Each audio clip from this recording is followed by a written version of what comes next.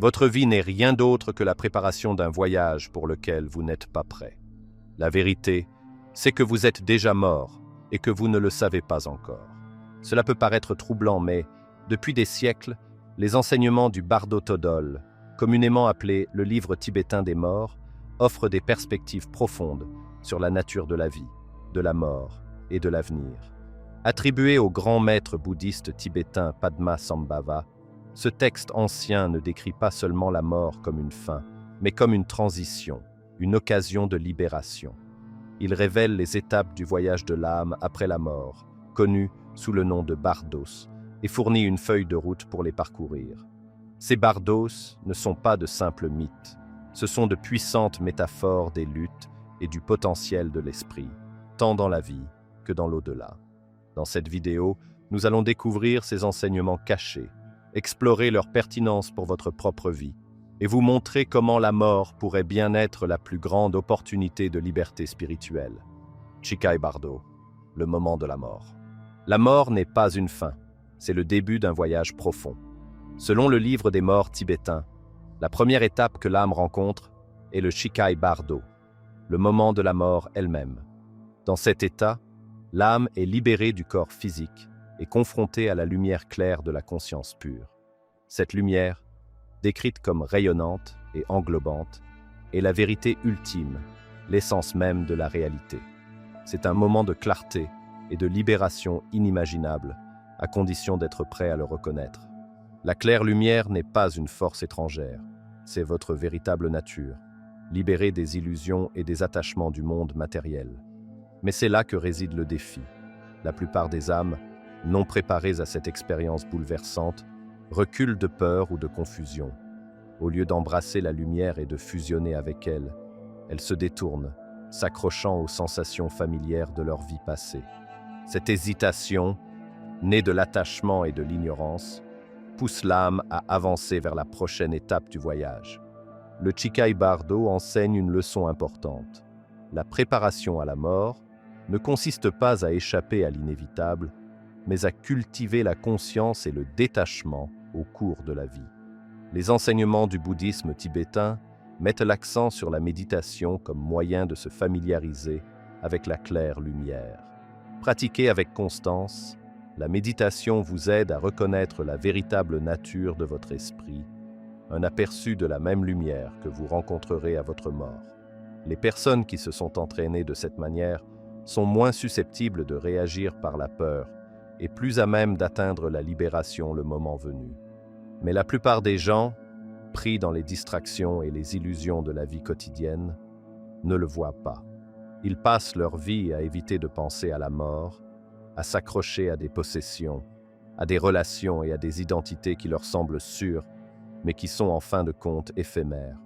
Cet attachement crée un brouillard mental, obscurcissant la capacité de l'âme à reconnaître la lumière claire lorsqu'elle apparaît.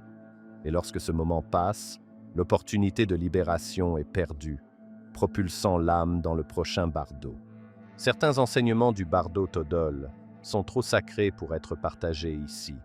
Mais si vous voulez plonger plus profondément dans ces mystères, inscrivez-vous à notre lettre d'information gratuite, Insights Academy, en utilisant le lien ci-dessous. Vous recevrez des informations exclusives et un exemplaire gratuit du Kybalion, un texte transformateur sur les principes universels, pour une durée limitée. Manquer la lumière claire n'est pas la fin de l'histoire, mais cela complique le voyage. L'âme, toujours attachée aux illusions de la vie, passe à la phase suivante, le Chonid Bardo. Ici, les peurs, les désirs et les empreintes karmiques les plus profonds de l'esprit se manifestent sous forme de visions.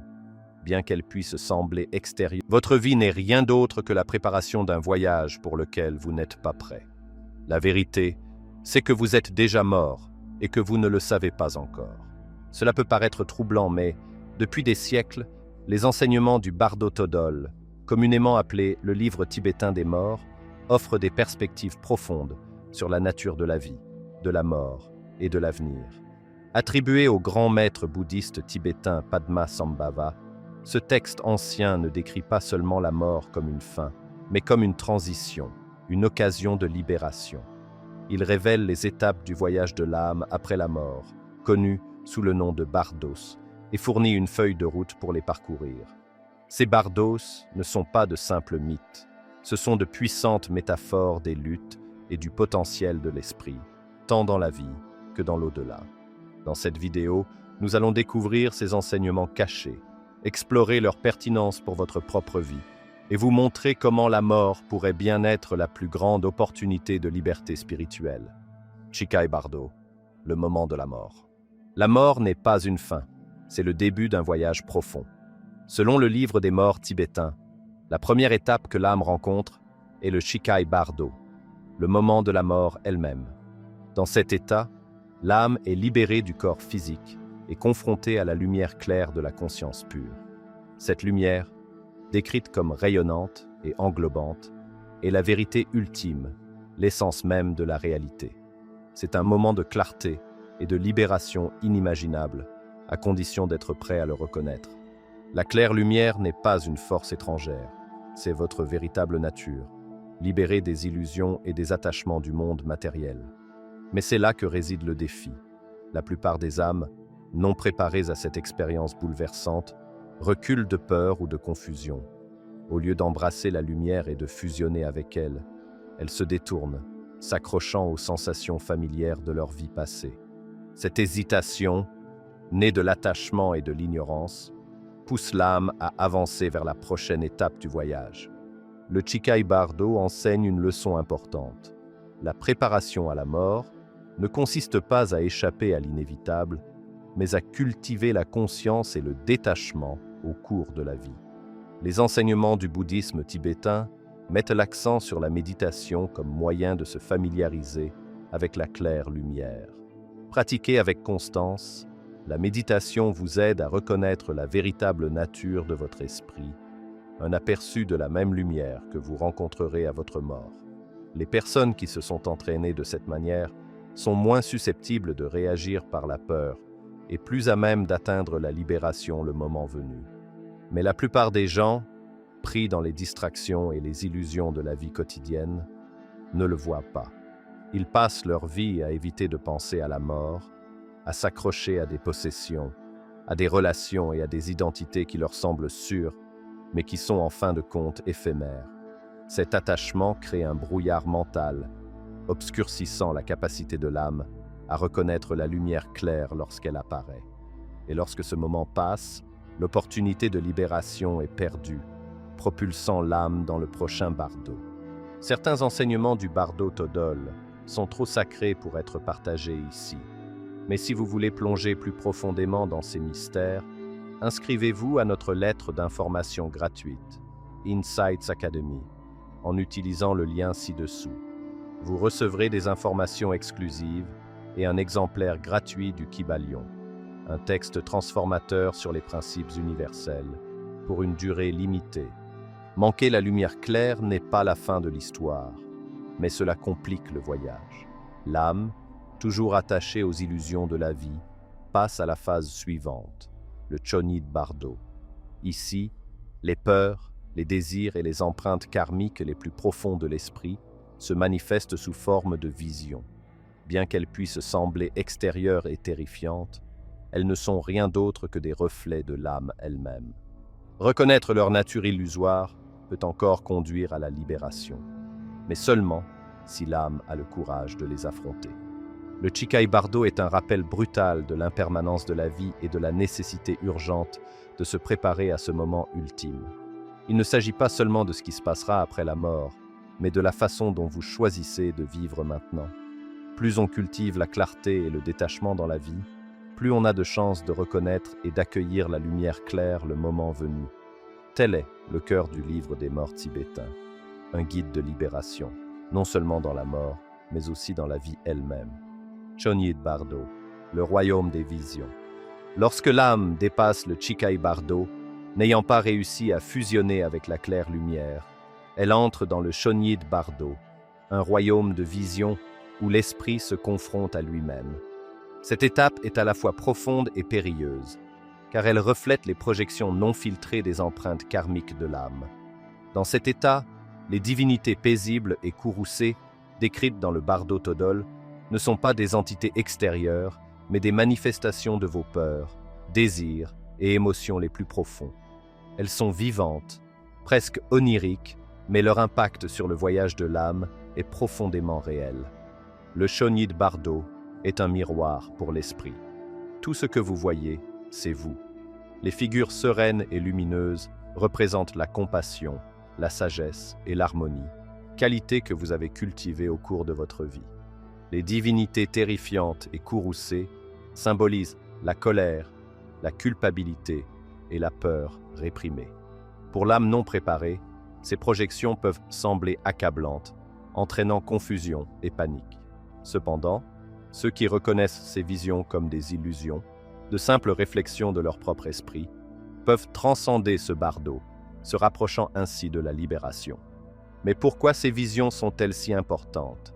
Elles révèlent la vérité sur l'état intérieur de l'âme, façonné par les actions, les pensées et les intentions de la vie. Le Bardo Todol enseigne que la prise de conscience de cette vérité est essentielle.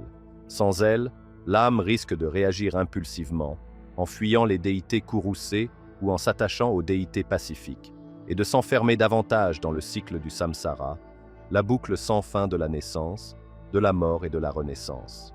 C'est là une leçon essentielle pour les vivants. Le Chonyi de Bardo ne concerne pas seulement l'au-delà. Il est le reflet de ce qui se passe en nous chaque jour. Nous faisons constamment l'expérience de projections mentales, nos angoisses, nos rêves et nos réponses émotionnelles au monde qui nous entoure. Dans la vie, comme dans ce bardo, reconnaître que ces projections sont impermanentes et illusoires est un pas vers la liberté. La méditation et la pleine conscience sont des outils essentiels pour développer cette conscience. En observant vos pensées sans attachement ni peur, vous vous préparez à affronter le Chonyi de Bardo avec clarté et courage. Les enjeux de cette étape sont importants. Si l'âme succombe à la peur ou à l'attachement, elle s'enfonce plus profondément dans les schémas karmiques, façonnant les circonstances de sa prochaine vie. Imaginez que vous soyez piégé dans un cauchemar dont vous ne réalisez pas qu'il s'agit d'un rêve, et que vous réagissiez à chaque image terrifiante comme si elle était réelle. C'est le danger du Chonyi de Bardo. Mais avec la prise de conscience, le cauchemar se dissout. L'âme voit les visions pour ce qu'elles sont, des créations de l'esprit, et les dépasse.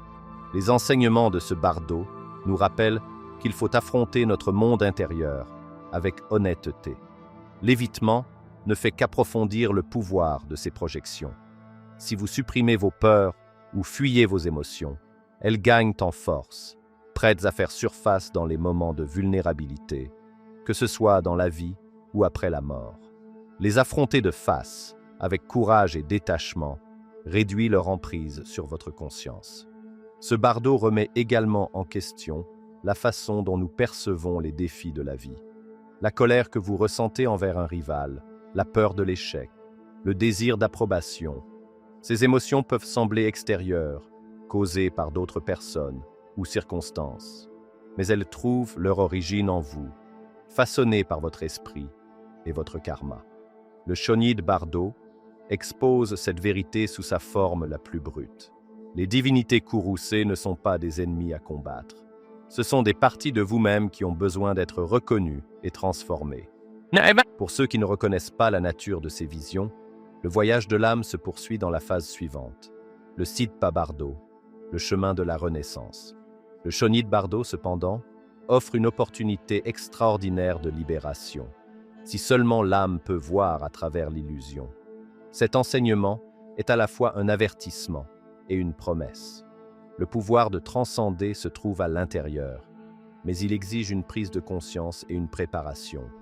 En réfléchissant à ce bardo, demandez-vous, combien de fois prenez-vous vos pensées et vos peurs pour la réalité? Combien d'énergie donnez-vous aux illusions, croyant qu'elles vous contrôlent?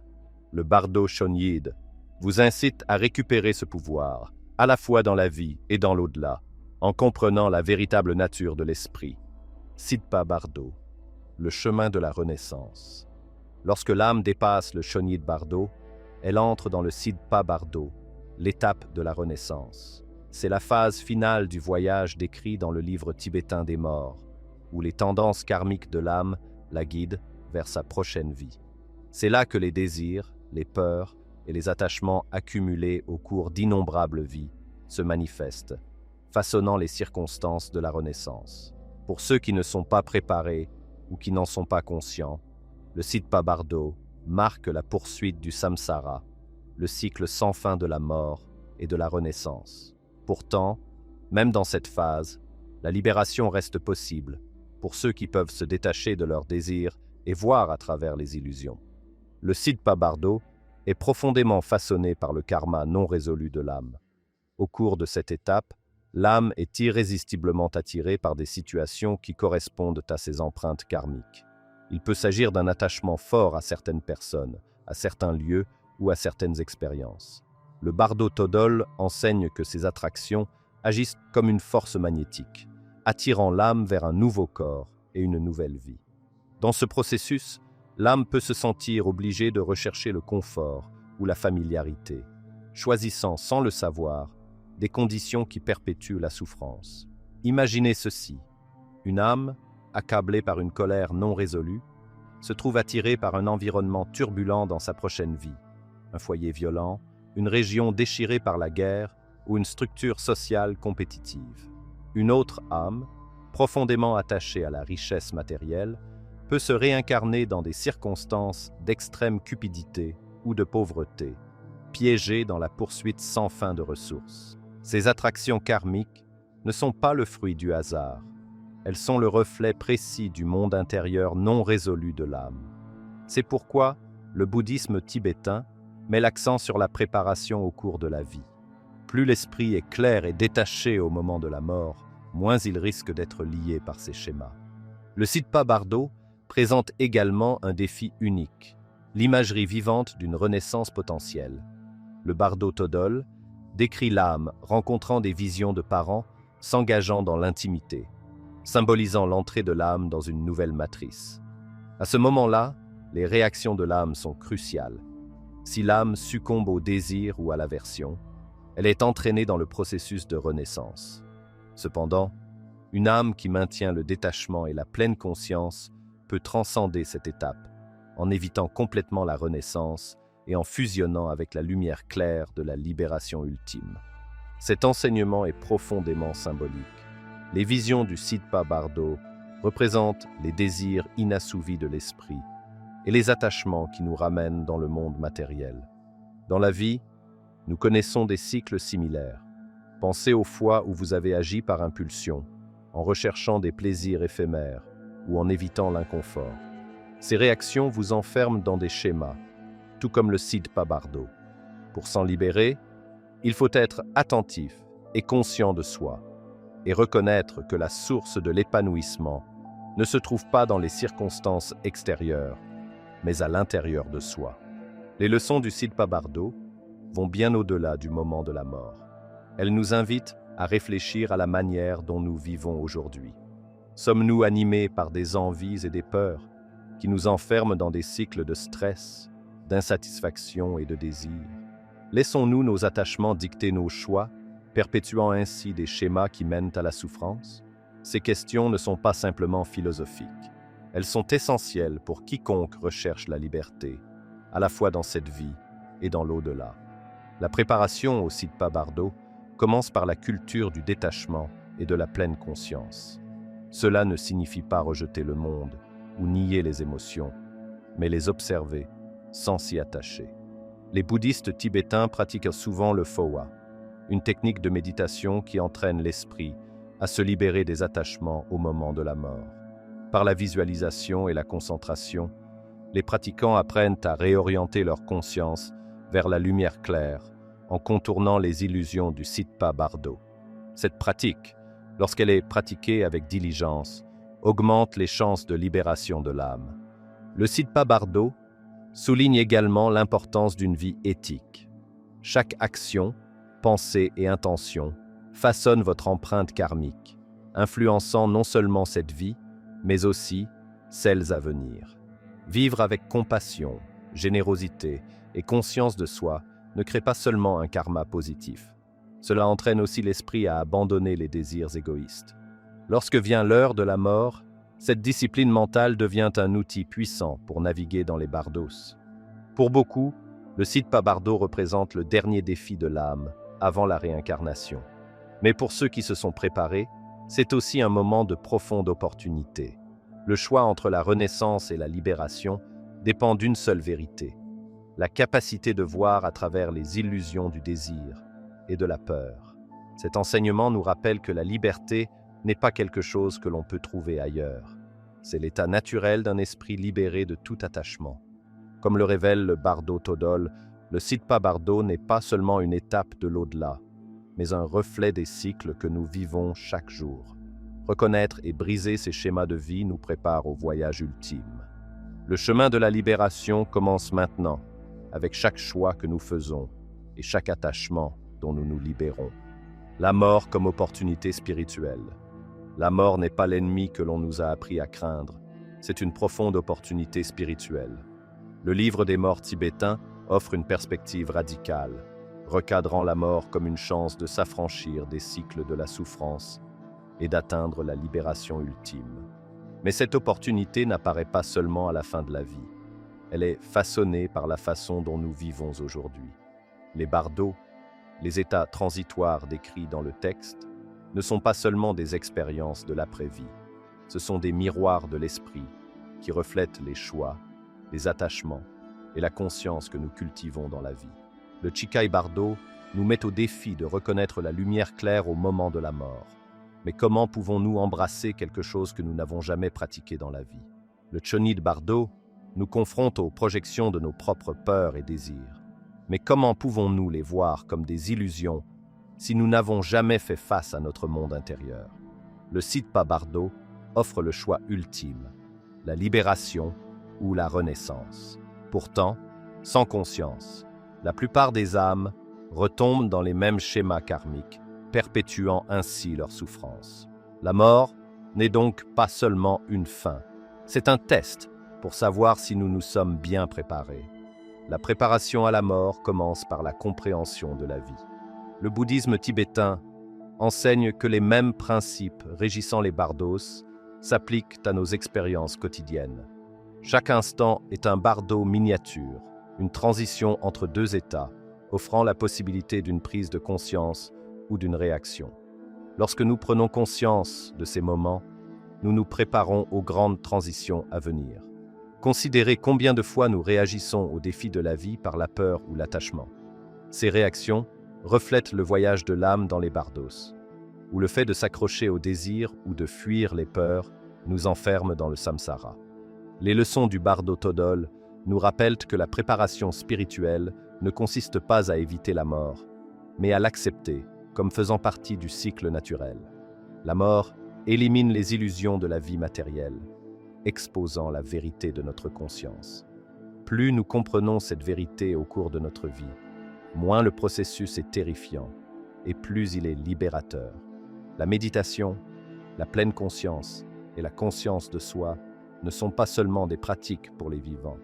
Ce sont des outils qui permettent d'aborder la transition vers la mort avec clarté et courage. Cette perspective recadre la façon dont nous percevons la mortalité. Dans de nombreuses cultures, la mort est entourée de peur, de déni et d'évitement. Nous nous distrayons en travaillant, en nous divertissant et en nous adonnant à des activités matérielles, dans l'espoir d'échapper à l'inévitable. Mais le livre des morts tibétain nous invite à regarder la mort en face, non pas comme un adversaire, mais comme un maître.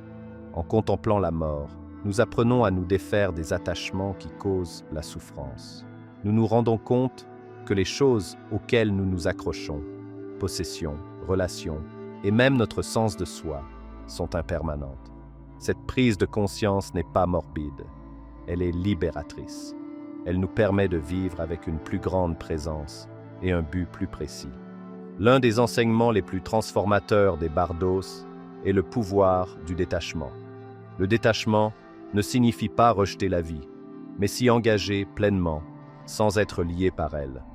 Lorsque nous abandonnons le besoin de contrôler les résultats, la peur de la perte diminue. Cette liberté n'est pas seulement spirituelle, elle est aussi profondément pratique. Imaginez que vous viviez sans l'anxiété constante de devoir atteindre, posséder ou prouver quelque chose. Le détachement nous permet d'expérimenter la vie de manière plus authentique, en l'appréciant pour ce qu'elle est, plutôt que pour ce que nous voudrions qu'elle soit. Les bardos nous rappellent également l'importance de l'amour et de la compassion. Ces qualités ne sont pas seulement des antidotes à la peur et à la colère, mais aussi le fondement de la libération spirituelle. Dans le Shonyid Bardo, le karma positif de l'âme se manifeste sous la forme de visions paisibles, offrant conseil et soutien. Dans la vie, cultiver la compassion et la bonté crée ces mêmes empreintes positives, façonnant à la fois nos expériences présentes et notre voyage au-delà de la mort. L'amour, lorsqu'il est libéré de l'attachement, devient une puissante force de transformation. Réfléchir à la mort nous incite également à vivre intentionnellement. Combien de fois dérivons-nous dans la vie, pris dans des routines, réagissant plutôt que choisissant? Les bardos nous enseignent que chaque instant compte. Les habitudes que nous prenons, les pensées que nous entretenons et les émotions que nous nourrissons façonnent le voyage de notre âme. Lorsque nous sommes attentifs à ces aspects de la vie, nous nous alignons sur la lumière claire et nous nous préparons à l'ultime transition. La mort est une opportunité spirituelle profonde, mais il ne faut pas la craindre. C'est un rappel de l'impermanence qui définit l'existence et une invitation à vivre avec une plus grande conscience. En affrontant la vérité de la mortalité, nous nous libérons des illusions qui nous lient. Cette liberté transforme non seulement notre façon de mourir, mais aussi notre façon de vivre. Le livre des morts tibétain ne promet pas un chemin facile, mais il offre de l'espoir. Il nous rappelle que la libération est toujours possible, quel que soit l'enchevêtrement du karma et de l'attachement. La clé réside dans la préparation, la conscience de soi et la volonté d'accepter l'inconnu. La vie est une répétition pour la mort, et la mort est une occasion de transcendance. La question est de savoir si nous sommes prêts à l'affronter. Les enseignements de Padmasambhava. Le livre des morts tibétain n'est pas un simple texte, c'est une transmission de sagesse, attribuée à l'une des figures les plus vénérées du bouddhisme tibétain, Padmasambhava, également connu sous le nom de Guru Rinpoche. Considéré comme le fondateur du bouddhisme tibétain, l'enseignement de Padmasambhava a jeté les bases de la compréhension des bardos et de leurs profondes implications. Son message était clair. La libération est possible, mais elle nécessite du courage, de la conscience et une profonde compréhension de l'esprit. Les enseignements de Padmasambhava s'appuient sur la reconnaissance du fait que l'esprit est à la fois la source de la souffrance et de la liberté. Il a insisté sur le fait que les bardos, qu'ils soient vécus dans la mort ou dans la vie, ne sont pas des réalités extérieures, mais des reflets de la véritable nature de l'esprit. C'est pourquoi le bardo Todol insiste tant sur la préparation. L'esprit, s'il n'est pas entraîné, s'empêtre dans les illusions, les désirs et les peurs. Mais un esprit discipliné, cultivé par la méditation et la pleine conscience, peut reconnaître ses expériences pour ce qu'elles sont, fugaces et insubstantielles. L'un des enseignements les plus puissants de Padmasambhava est le concept de la lumière claire. Cette lumière, que l'âme rencontre dans le Chikai Bardo, représente l'essence de l'esprit, une conscience pure, libre des distorsions de l'ego et de l'attachement. Reconnaître cette lumière est la clé de la libération, mais il faut pour cela se familiariser avec elle tout au long de la vie. C'est pourquoi la méditation est la pierre angulaire de son enseignement. Grâce à la méditation, les pratiquants apprennent à calmer les distractions de l'esprit et à entrevoir la clarté qui sous-tend toute expérience. Le Bardo Todol reflète également la compréhension qu'avait Padmasambhava de l'impermanence. Il enseignait que tout ce dont nous faisons l'expérience, nos pensées, nos émotions, nos relations et même nos identités, est en constante évolution. Cette impermanence n'est pas une chose à laquelle il faut résister ou qu'il faut craindre, mais qu'il faut embrasser. En acceptant que toutes les choses sont temporaires, nous relâchons l'emprise de l'attachement et créons un espace pour une compréhension plus profonde. Cette perspective transforme notre façon de vivre. Au lieu de nous accrocher à l'éphémère, nous apprenons à l'apprécier pour ce qu'il est. un moment qui passe dans la vaste étendue de l'existence. Padmasambhava a également proposé des outils pratiques pour naviguer dans les bardos, tant dans la vie que dans la mort. L'une de ces pratiques est le phowa, une technique de méditation conçue pour préparer l'âme à la mort.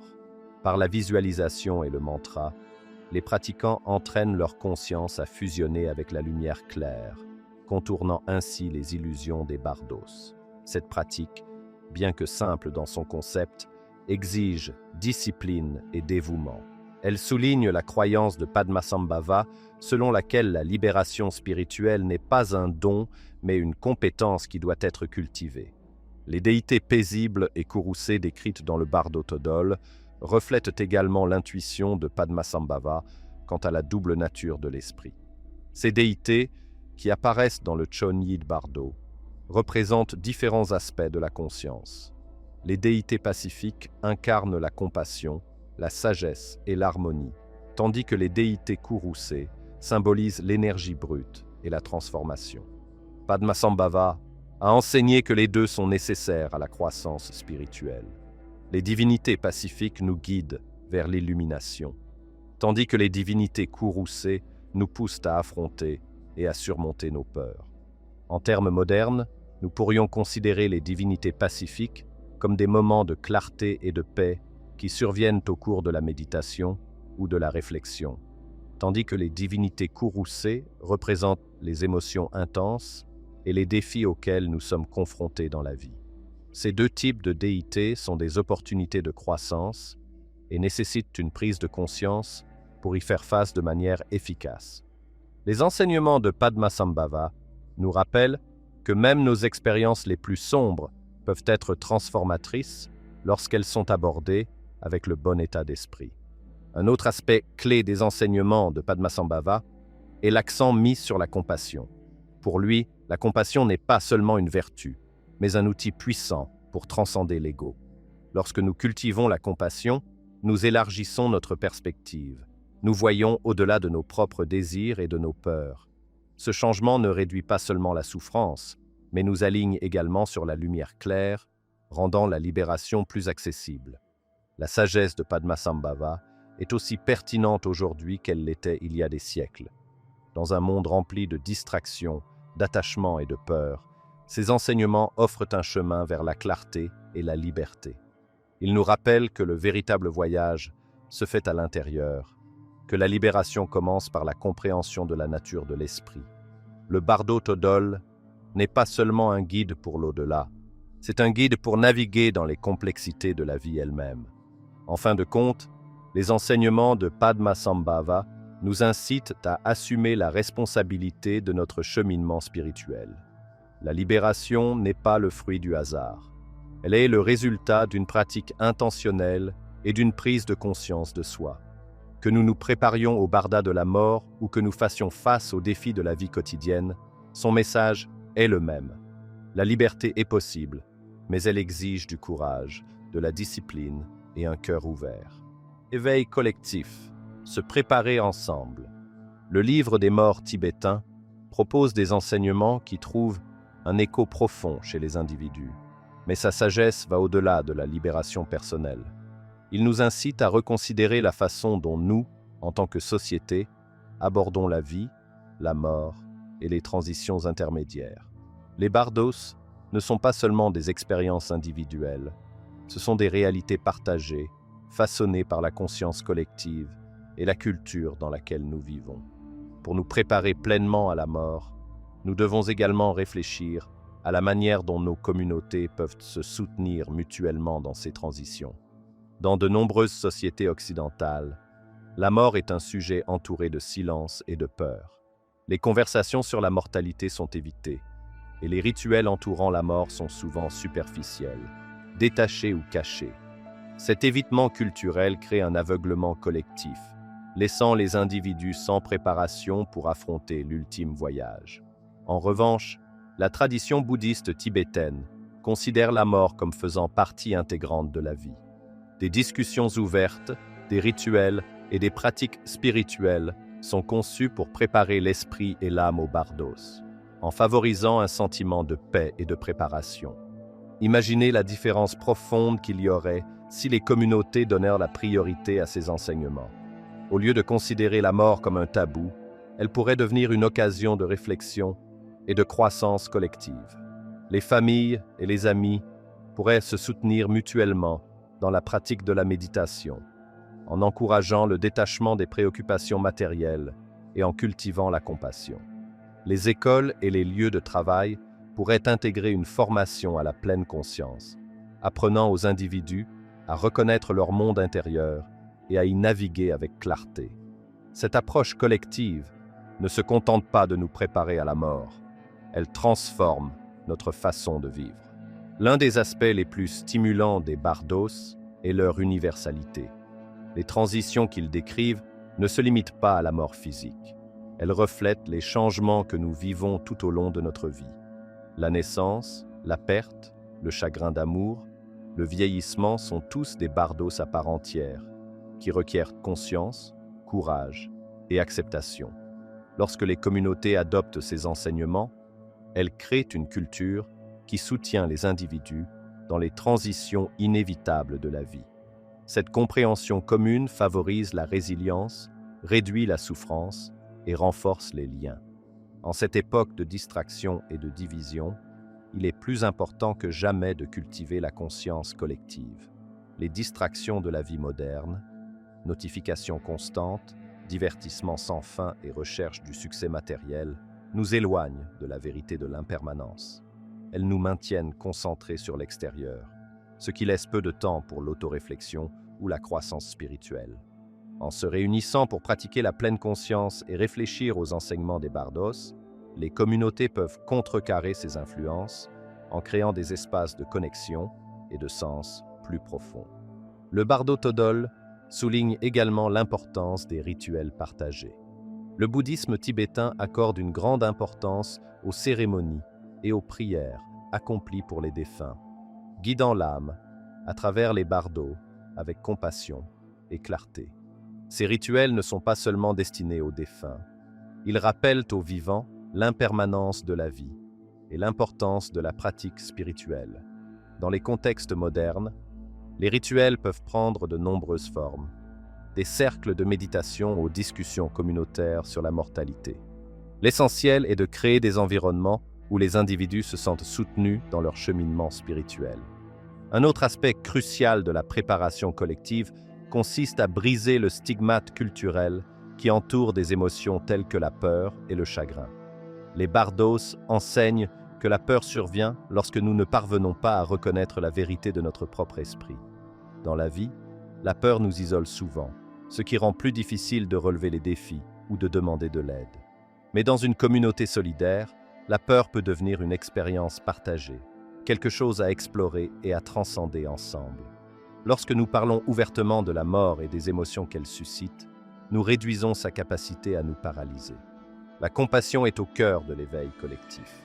Tout comme le voyage de l'âme à travers le bardos est guidé par ses empreintes karmiques, nos vies sont façonnées par les liens que nous entretenons. Les actes de bonté, de compréhension et d'amour se répercutent vers l'extérieur, créant une énergie positive qui profite non seulement aux individus, mais aussi à des communautés entières. La compassion renforce également notre capacité à nous défaire de nos attachements, ce qui nous aide à affronter le bardos avec plus de facilité.